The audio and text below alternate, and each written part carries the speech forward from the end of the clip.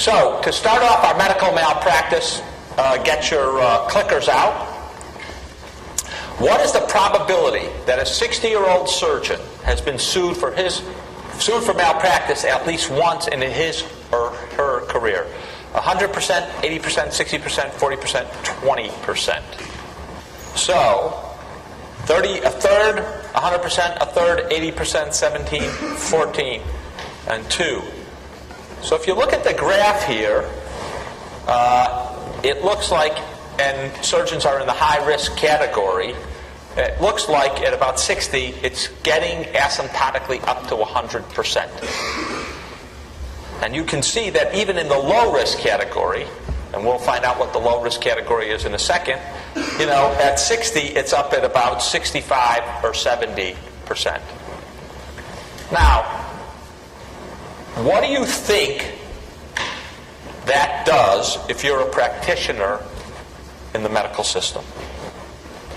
The chance in a high-risk thing that you're in a high-risk specialty that you're going to be sued comes to 100%. Pretty awful. Unless, of course, you get solace that everyone else in that group is pretty much the same. Which medical specialty is sued most frequently? In the emergency room, OB-GYN delivering babies, cardiac surgery, psychiatry, neurosurgery, or my field, oncology. 50% said neurosurgery, 32% said OB-GYN. Oncologists? We're not sued most frequently? That's because we're perfect. And psychiatry. They don't do any good to begin with. How can you be sued? So, this is physicians with a malpractice claim. And you can see up at the top here, neurosurgery, followed by cardiothoracic surgery, general surgery, orthopedics, plastics, then GI, that's gastrointestinal, people who scope you, obstetrics and gynecology, and you can see the average all physicians here about 7%. I think this is annual per year, right? And then, so the low-risk ones are down here, and you can see what's interesting is that, psychiatry, it's hard to know whether malpractice is there, right? Pediatrics, mostly kid visits. Other specialties, family, general practice, dermatology, hard to know unless you miss a cancer what you're really getting there. Pathology, you're only looking at dead bodies to begin with. Nephrology, kidney doctors. So it is fascinating that even what are really low-risk places where, you just shouldn't see a lot, even there you're getting 3, 4, 5%. And at the top, you're getting close to 20% of practitioners per year. So what does this kind of data tell you about the doctor's claim or concern about malpractice? When we talked about healthcare inflation, right? What is the doctor's, I don't know if it's their number one charge about why medical care is expensive, right? But they always say defensive medicine. I did this because I'm worried about a lawsuit, and so I wanted to protect myself. Does it sound so crazy now? If you see this case of 20%, 18% lawsuit rate, so that means, 1 in 5 neurosurgeons are being sued every year, even if you don't win, even if the win rate is down here at 2.5%, it still shatters your life, takes up a lot of time. It's a real, you worry that you can be hit with it all the time. And so I think this is why doctors are constantly saying defensive medicine, and this is what this is a major driver for my motivation. Since 1990, is the frequency of medical malpractice claims going up, staying the same, going down, too complex to categorize? Going up, staying the same, going down, too complex to categorize. Well, it's complex. So, if you look at the low risk, it's actually going down. Physicians with the annual claims. If you look at the high risk, it goes up, stay the same. If you look at annual indemnity payments, going down, and then seems to be going down with a bump in the mid-90s, which I don't know why. Definitely complex, but I think it's pretty fair to say that for the low-risk people, it's actually getting better. For the high-risk people, in terms of rate, probably staying the same over a decade with some variation around those periods. You do screw up, in fact. What's the chance that you'll be sued? 75% of the time? 50% of the time? 25% of the time? 10% of the time? 2% of the time?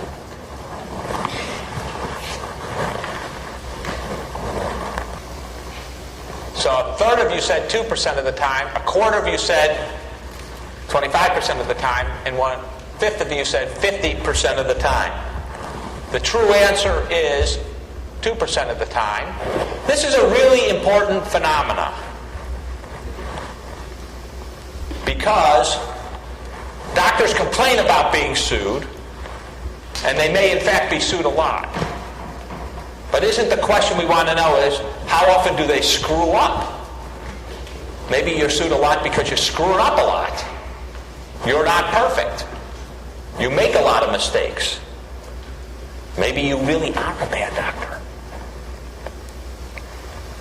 And so the question is there a match between malpractice and negligence, which is making a mistake? So, the definitive study of this was done with data from the 1980s. And unfortunately, we don't have a really good update that is so comprehensive. And basically, they went to, initially, New York State and did a comprehensive screen of 30,000 medical records. That's a heroic effort. Right? In those 30,000 medical records, they found 1,133 adverse events. That is, something bad happened. Patient had an allergic reaction to antibiotics. Patient fell. Patient got the wrong limb cut off. Of those, 280 were due to negligence. Okay? That is, the doc actually was at fault. When you reviewed the record, you uncovered what happened, something bad happened, and the doc was at fault. Now, if you look at that, that means, another way of translating that, 1% of the cases, something went wrong because of doc error. Right? 47 patients filed malpractice claims related to hospitalizations to these cases. But the overlap between the 280 and the 47 was far from perfect. So this chart from that New England Journal paper, it's a crummy chart. The editors from the New England Journal ought to be fired for this chart because it's impossible to read. And it takes a lot of time. But you can see so here's the best way of trying to decipher what's in there. For one thing, they say the rate, and they don't mean the rate, they mean a percentage. So this is a wrong word. So here's the 30,000 claims, or 30,000 records that they looked at. Okay? 22,000 didn't seem to have any problem, and yet there were 12 lawsuits. Okay? Cases referred, but there was, upon careful review, no adverse event in there. So someone said, something looks funny here, and then an expert looks at it, no adverse event, another 6,000, yet 14 cases there. So you already can see that in, 28,000 of the cases, you've got 28 lawsuits, and yet experts have said there's nothing here. So now you're beginning to see that there's a pretty big mismatch between lawsuits and whether negligence occurred. Low threshold, less than likely, but they're hard to tell from the medical record because it might not be clear without interviewing people. 335, but 3 lawsuits there. AE more than likely, but not caused by negligence. This was something which the docs couldn't have foreseen or couldn't have prevented. It wasn't their fault, a natural occurrence. You know, some babies are going to be born with a problem. No matter perfect medicine delivered, that's that kind of case. You can see there were about nearly 1,000 of those, and they generated a lot of lawsuits. Finally get down to 280. The adverse event was more likely caused by negligence. 8 lawsuits, and then you have roughly 1.5% of the cases where negligence occurred actually resulted in a lawsuit. So you can see malpractice claims and negligence are in 2 separate universes with some small overlap. What's the point of having a malpractice? When a lawyer gives a justification for the malpractice system, right? What is their justification for the malpractice system? The threat of lawsuits going to improve doctor behavior. People who sue feel more comfortable knowing that they can sue, so they can have accountability on the doctor. They feel like they have accountability. You want to fairly compensate people who've been harmed. Okay? So those are the 3 main justifications given for a tort system. Okay? Doctors are going to try not to harm people, so it has an incentive to improve their care. Patients have accountability, and people get compensated who get harmed. When you see these data, what do they tell you? The system ain't working, right? You do not have a very good overlap. For the system to be working, you would need to have a very good overlap between cases where adverse events happen and negligence and a lawsuit happen. Okay? You would need those to be, if not 100% overlap, but then pretty good, and I don't know what pretty good is in your expectations, but 80 or 90% would be mine. We don't have that here. Okay? We don't have a good overlap. Of the cases, 8 out of 47, so 17% or 18% of cases actually were at that overlap, which means more than 80% weren't at that overlap. So one of the important, or 2 of the important pieces of data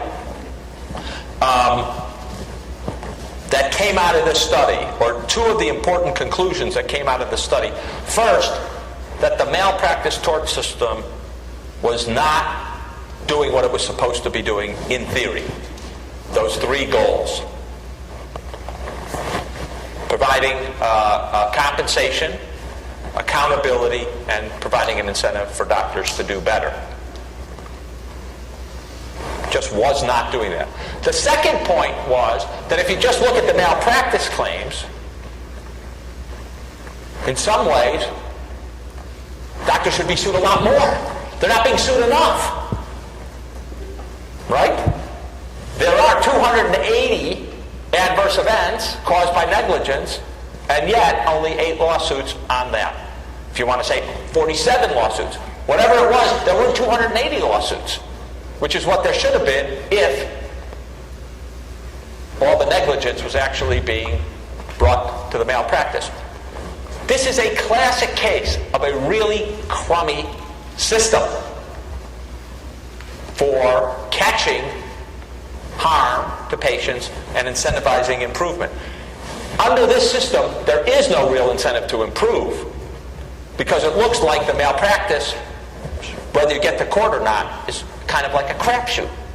Unrelated to what you did. Unrelated to whether there was harm. Because in many cases where there was harm, there was no suit. And in many cases where there was no harm, there was suit. So as I said, just to flip it around, 98% of adverse events due to negligence did not lead to a malpractice claim.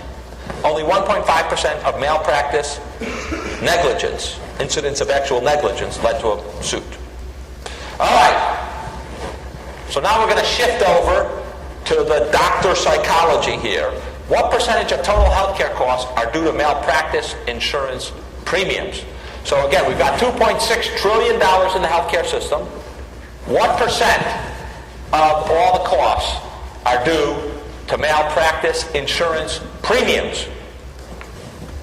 40% of you said 1%, 22%, 2%, and then a smattering of 40% said 5, 10, or 20.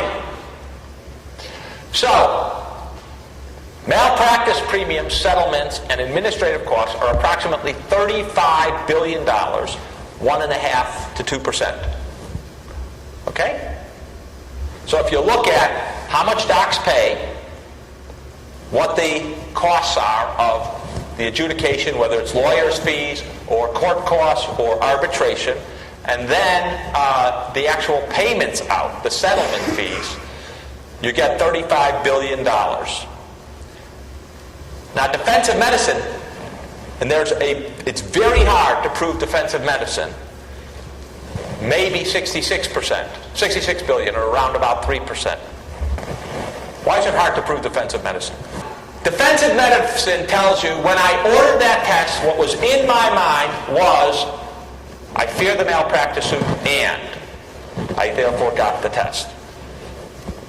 How many of us, when we do something, first, are very clear about why we're doing it, can immediately articulate the reason we're doing it, and second, how many of us have a single motivation? I'm doing it because of one very specific reason. So, let's take the case of the MRI for headache. One reason is maybe malpractice, defensive medicine, I'm worried. What could another reason be? My ideal of a good doctor is I catch everything. I'm thorough, comprehensive, I rule out all possibilities. So if I didn't get that MRI, I would not be fulfilling the ideal of a good doctor. What else? So some patients roll into the EW, or more typically in that case, you got the kid screaming there and the mom says, I want that MRI, I don't care what you say, right? Or the dad says that. Or you've got, in my case, cancer patient who says, I read on the internet X, I want X. So you've got patient demand. So now we have the image of an ideal physician, we've got patient demand. What else might be motivating? Money! Come on, guys, stop being so crass. Doctors are noble, but they're also, economic machines. They make money. Now, in the MRI case, it probably turns out, unless I have the MRI machine in my office, or I somehow own some profit, or I get kickback by how many MRIs I order in the emergency room, the MRI may turn out to be a case where I actually don't make money. But there are plenty of cases that if I do the one extra thing, I also make money. Okay? So, we've just outlined, and we haven't been comprehensive, 4 other reasons, or 3 other reasons, 4 other reasons that might motivate ordering that test. Let me give you one more. What do you know about human motivation and behavior? Related to practice. Maybe the last time, or 2 times ago, I missed a tumor because I didn't get the MRI. And I wasn't supposed to get the MRI by the guidelines, but this rare case happened, or I heard about it. It wasn't just me. We've been talking in the doctor's lounge, and my partner or someone I know had this rare case. Suddenly you get salience. Maybe the next one I see might be this tumor, and I just pass it off as a headache, bumped head. And so this adds another element to how people think. The latest case, magnified in their minds. So, picking out what defensive medicine is extremely difficult, I'll get to in a second, is extremely difficult because there are many other motivations. And so when doctors say it was defensive medicine, really hard to know.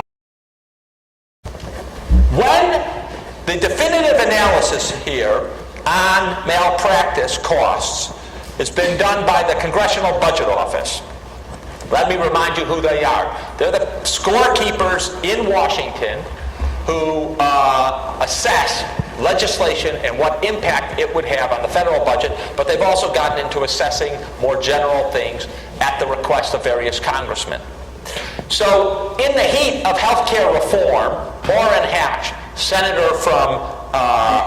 a Republican senator from Utah, to try to nudge healthcare, a certain kind of malpractice reform into the bill, asked the CBO to evaluate what a malpractice reform would do to healthcare costs. The idea being, if he could show that malpractice reform would drive down healthcare costs, there would be a good rationale for putting it in the bill, and he would actually back Democrats into a corner. The politics being that Democrats represent, the Tort Lawyers Association, and Republicans are more aligned with the doctors, and so he could back the Democrats into a corner to include malpractice reform. So the CBO did a review, and basically it said, look, for almost all of proposed malpractice reforms, we have no idea because there's never been a good test of them and never been a good study. But across the country, there have been some reforms that went along the line of the following. Caps of $250,000 on award for non-economic damages. So you can differentiate economic damages, lost earning, disability, from non-economic pain and suffering. Cap on awards for punitive damages, how much you want to make a show of this doctor and this outrageous behavior, to $500,000 or 2 times the award for economic damages. Modification of the collateral source rule, which is everyone else getting involved. Statute of limitations, so reducing when people can sue from 1 year after they learned about the problem in adults, and 3 years after they learned about the problem if the injury happened to children.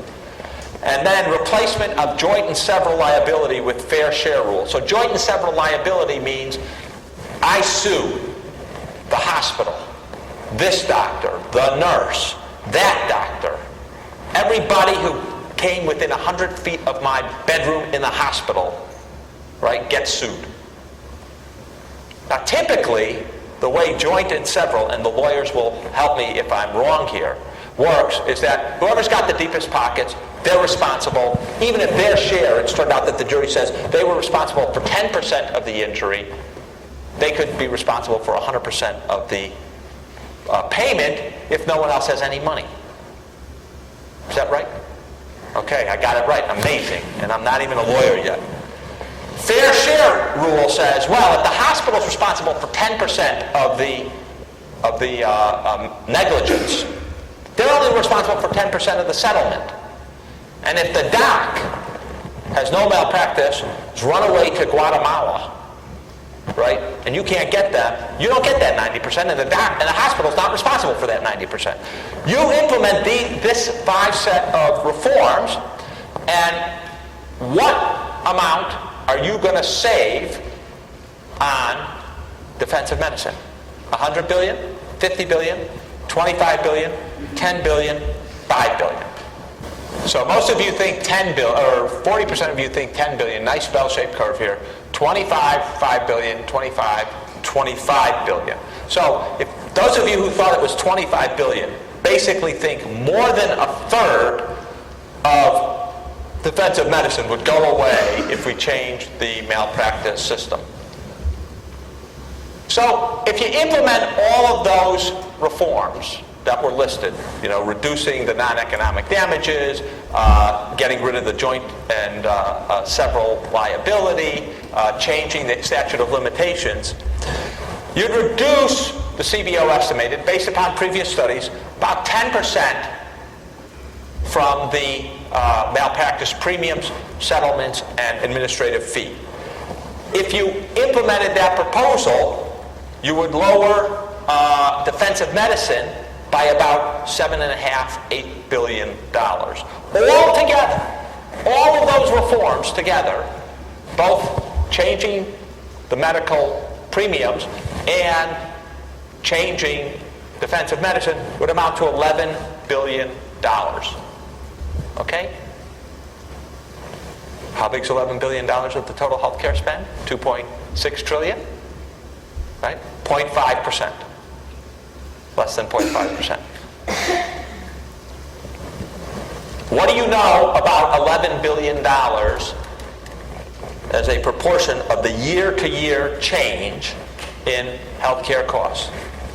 What? It's about 11%, right? Remember, I told you way back when, probably in the second class, if I can remember, that between '09 and 10, healthcare costs went up $100 billion. And this would be about 10% of that. Let me just say that $100 billion, that's a really, it looks precise estimate, but it's really a guesstimate. Could be anywhere from about 80 to about 120. We don't have a really good accounting system.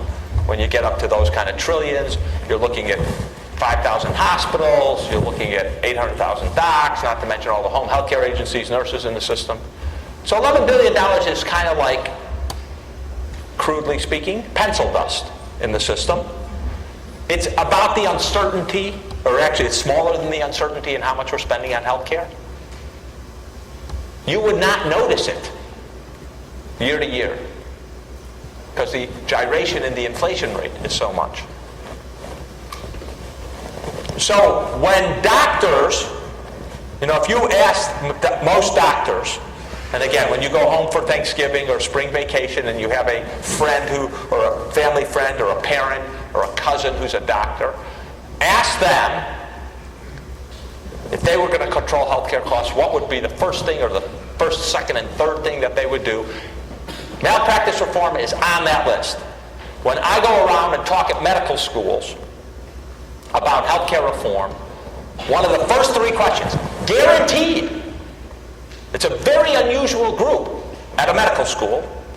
If I give a talk on healthcare reform, that not one of the first three questions is about malpractice reform. Doctors are obsessed by it. And yet, these data suggest not really important from a cost standpoint. Not really important from a cost standpoint. If you're a neurosurgeon and you open up a practice and your malpractice costs are $350,000, what proportion of your billings, one way of looking at it is how many days do you have to work to earn back your overhead, where a big portion of your overhead is your malpractice costs? I don't know the answer to that question. Neurosurgeons make a hell of a lot of money. OB-GYN people are a different story. And there's definitely, especially in OB-GYN, definitely a trend to not to people who are trained in OB-GYN to getting out of OB and going to gynae. Now again, we have a multiple motivation problem, okay? What's the other motivation? Know anyone who's delivered a baby? When do you deliver babies? At 2 o'clock in the morning, right? By the time you get to my age, being up at 2 o'clock in the morning, delivering a healthy baby, that's a thrill, but it kind of gets boring. Right?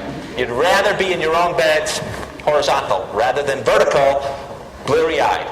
And so there are these problems of, yes, you can blame, I'm getting out of obstetrics, and again, blame malpractice costs, but you have to say, well, are there other motivations that might be making this complicated? I'm not saying that in that case, the lawsuit rate isn't making a big motivation. The fact is, if we go back to that slide, maybe I'll go back to the slide, sorry. I think I'm going the correct direction. What do you know about the people at the top? They make a whole lot of dough. They also turn out to be the people at the top of the food pyramid in medicine, right? Neurosurgeons. You're going to pay a lot of money to have someone operate on that very important organ. Cardiac surgery, general surgery, orthopedic surgery, plastics. These are not pediatrics. Those are the poor people in the system. Or family medicine. So there is a relationship here between very well paid and a higher risk, and not so well paid and a lower risk. So when they complain, I think it's real, but it's a very small violin I would play for them. Okay? There are a bunch of other proposals out there that haven't been tested for their impact on healthcare costs, or quality for that matter. I'm just going to list them. So one is pre-trial screening panel. So some places have set up a panel where a lawyer has to submit the cases, and the panel looks over the cases and says, this shouldn't go forward, and there is some plausibility to this case go forward. The effect, places that have that, for example, are Cook County in Illinois and a bunch of other places. The effect on malpractice cases, anyone want to guess? Huh? Negligible. Cannot tell the difference. Second, limiting liability. We already discussed that. Health court. So there's an idea that part of the problem of malpractice cases that actually get to trial is you got a lay jury, don't know anything about the case. They got a sympathetic, kid in a wheelchair, and so they want to reward the kid. And the easiest way to reward the kid for what's going to be a crummy life is to take the money from the hospital and doctor. Ignorance rules supreme. Let's get specialists in here.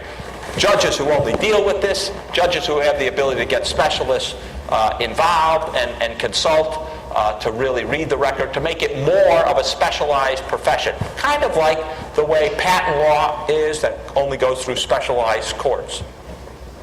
Hasn't been fully tested. The few places where it has been tested doesn't change costs at all, because actually running these courts is pretty darn expensive. Safe harbor. So this I will take credit for. The basic idea is that doctors should be presumed not guilty in a case if they can show that they followed a guideline, they installed electronic health record, that health record had a decision support that told them the right thing to do, and they should have a presumption of innocence. Now, you can't say you can't be sued, but they should have a presumption of a protection, and so it would be a higher threshold for a proceeding. We thought that actually would accomplish the first goal, which was to get doctors to perform better by adhering to guidelines better. Hasn't gone anywhere. National Medical Error Disclosure and Compensation Bill, the so-called MEDIC bill, was introduced by Senator Barack Obama, co-sponsored by Hillary Clinton when both were in the Senate. And it's based upon the Michigan approach of saying sorry. And this goes to some research which I haven't discussed, which basically finds out the following. Why do those people who had an adverse event not sue? I believe one of the studies in general about tort lawsuits, that is about suits for negligence, is they're not typically about the money. They're typically about wanting justice and wanting to be treated well and to be told and to have someone say, I'm sorry, I screwed up. And so if you look at a lot of the cases, and outside of medicine, it's not really, you would think it's all about the money. Something bad happened, you want to get the money. A lot of it is just you want to be treated with respect. You want someone to apologize to you. And so the malpractice system, as it's conceived as an adversarial process, does just the opposite. What's the first thing the hospital lawyer tells you to do if you're a doctor in this system?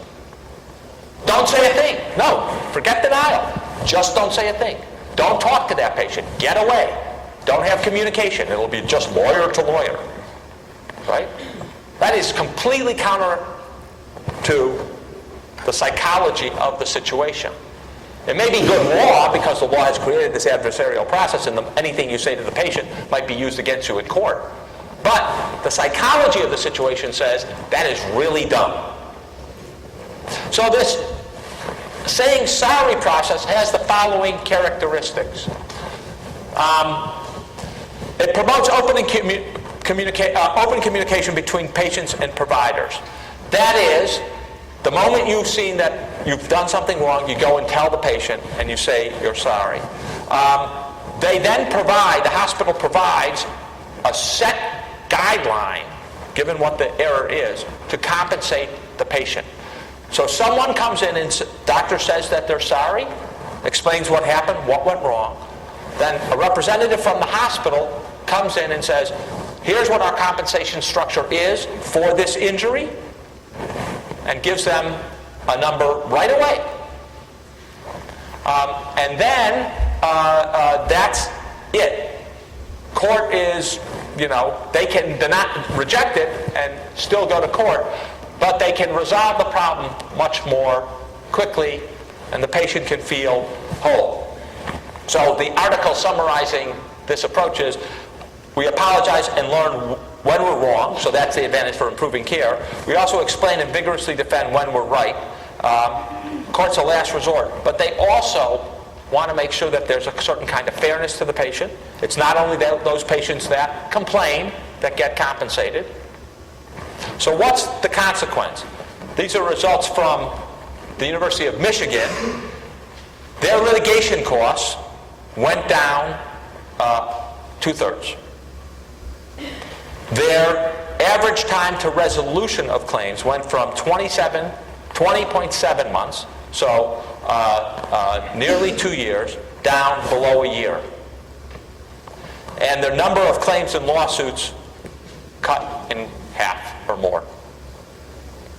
So this sorry, and I think their dollar layout, separate from their litigation claims, has gone down substantially as well. How effective is this if we know that a lot of the lawsuits aren't a result of negligence? If you have this in place and your patients know it, two things happen.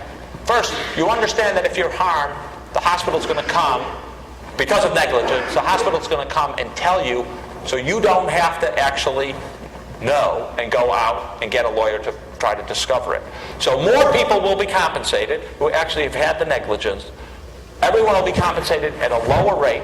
There are none of these multi-million-dollar claims for some people and zero for others. There's a more uniformity in claims, so it's a more fair procedure. And also, you can be pretty sure that if the hospital didn't contact you, you're unlikely to win in court because they don't think they did anything wrong and they're going to vigorously defend themselves. So the fishing expedition aspect of it goes away. Now, you know, Michigan's had a lot of success. They've gone around the country proclaiming their success. They convinced Senator Barack Obama that this was a good idea and that it should be a model for his legislation. What's the problem with that? Well, the hospital has an incentive. I mean, the hospital wants to do the right thing, and mostly the hospital wants to reduce errors in the future.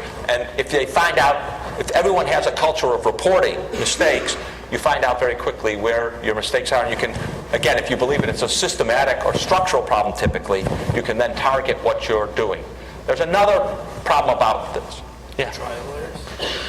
No, this put the trial lawyers at bay because they know that they've already settled. I mean, if you wanted to generalize this in law, yes, the trial lawyers are not happy about this. Why aren't they happy about this? They're cut out of most of the deals, and the average settlement is much lower. So even if they got involved, they don't make as much money. So that's from a legislation standpoint. The politics of healthcare reform and malpractice. I'm just going to summarize briefly here for a second. There was no way malpractice was going to get into the bill unless one of two things happened. Okay? The Republicans wanted to come on and we're going to play ball about we'll compromise and we'll try to shape the bill, and for our vote we need certain things, among those malpractice reform, so we could deliver to our constituents, the docs. Since the Republicans' response to the bill was no way, no Democrat was going to listen to them. Why listen to them? Why put malpractice reform, which is their issue, into the bill if they're not going to compromise and vote for the bill? So unless the Republicans were going to be grown up and negotiate about the bill, wasn't going in. The only other way it could have gone in is, who's a political scientist in the room? What other group could have pushed malpractice into the bill? The doctors, AMA. They could have said, no support from us unless you put malpractice in the bill. Now, publicly they said that. Privately, they didn't push malpractice. Their number 1, 2, and 3 issue? Who? What? Yes, physician compensation. Who said that? Yeah. Money, money, money. And so malpractice was always way down the list. So why should the Democrats put it in if they don't need, they can, talk to docs about money? So that's why it never made it into the bill. So recognizing that malpractice wasn't going to be in the bill, and by the way, I should tell you, I know, because I was a big malpractice proponent in the reform, was the president really wanted malpractice reform. He really wanted it. He believes that it's important psychologically for doctors to get the monkey off their back so that they don't always use it as an excuse. But no deal. So instead, in September '09, he gives a speech before Congress where one of the things he suggests is, we'll give out these grants to study malpractice reform. That's the best he can do.